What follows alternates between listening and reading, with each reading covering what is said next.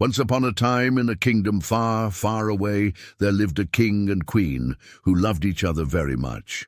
They had a beautiful castle made of shimmering gold and white marble, and inside the castle was a library filled with thousands of books.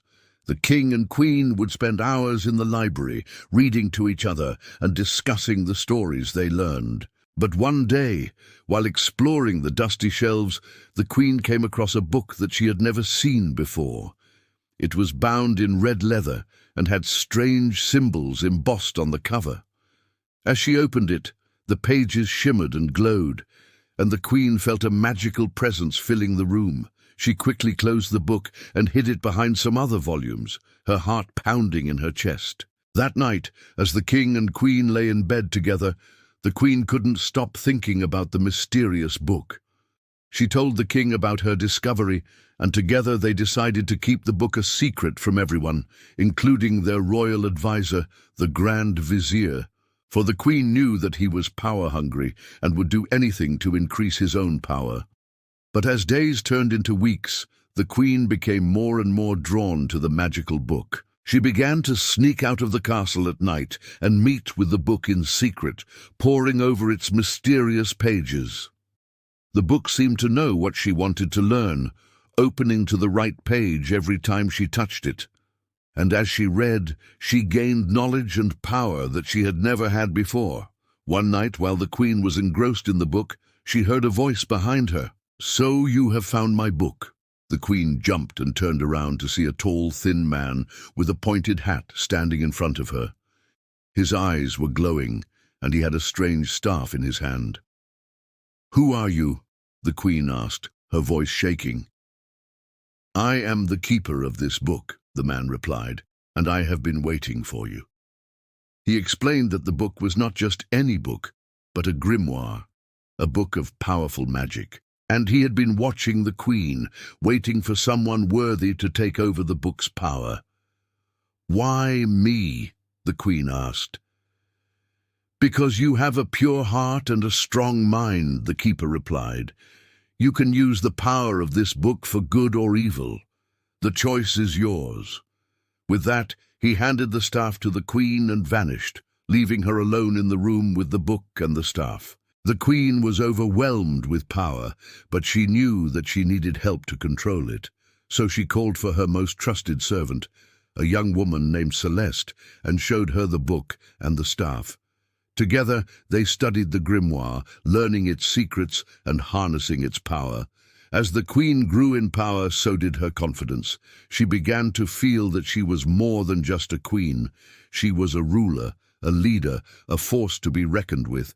But as she reveled in her newfound power, she began to neglect her duties as a queen. She spent less time with her people and more time with the book and her staff, and she became increasingly isolated in the castle. Meanwhile, the Grand Vizier was growing impatient. He'd been waiting for the king and queen to die so that he could take over the kingdom for himself, but they were still alive and well, much to his frustration.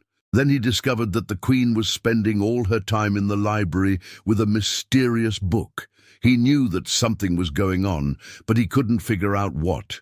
One night, he decided to sneak into the library and see what the queen was up to.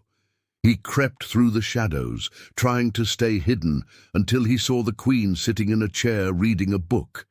He couldn't see what book she was reading, but he could hear the queen's voice as she read aloud. "With this power, I shall rule over all," the queen said, her voice echoing through the library. The Grand Vizier gasped in shock. He had never heard the queen speak with such power and conviction.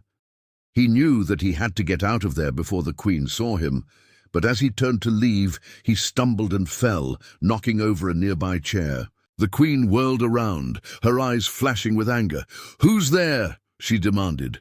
The Grand Vizier froze, his heart pounding in his chest. He had been caught. The queen stood up and walked towards the door, her eyes fixed on the Grand Vizier. "Get up. I want to know what you're doing here," she commanded.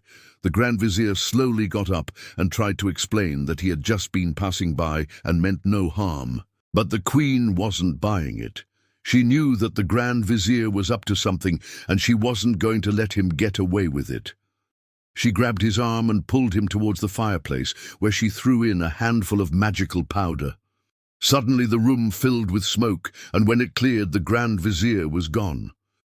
The Queen watched, a smile spreading across her face. The Grand Vizier had tried to trick her, but he had failed, and now she had the power of the grimoire on her side. She knew that she could defeat the Grand Vizier and take over the kingdom, but she didn't want to rule over her people. She missed being a queen, a symbol of hope and prosperity. She missed the joy of her people, so the Queen decided to restore balance to the kingdom. She used the grimoire to heal the sick, to protect the weak, and to punish the wicked. She became known throughout the land as a powerful sorceress, and her people looked to her as a savior. But the Grand Vizier was not done yet. He had fled to a distant land where he had been gathering an army of dark creatures. He planned to return to the kingdom and take over, and he was getting closer and closer to the castle. The Queen knew that she needed to act fast. She called for her most trusted advisor, a wise old wizard named Balthazar, and told him about the Grand Vizier's army. "We need to find a way to stop him," she said. "I don't want to hurt my people." Balthazar stroked his long white beard, thinking hard. "There is a way," he finally said, "but it will require a great sacrifice." He explained that the only way to defeat the Grand Vizier was to use the grimoire's ultimate power, a spell that would banish him and his army from the kingdom forever. But the spell was so powerful that it would also destroy the grimoire. The Queen's heart sank. She didn't want to lose the grimoire, but she knew that she had no choice. If she didn't act now, the Grand Vizier would take over the kingdom and her people would be in danger.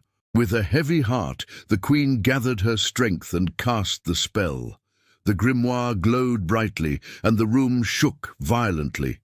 When the light faded, the Grand Vizier and his army were gone. But so was the grimoire. The Queen had saved her kingdom, but she had lost her source of power. In the end, the Queen realized that true power came not from magic or knowledge, but from within herself. She had been a powerful sorceress without the grimoire, and she knew that she could continue to be one as long as she believed in herself.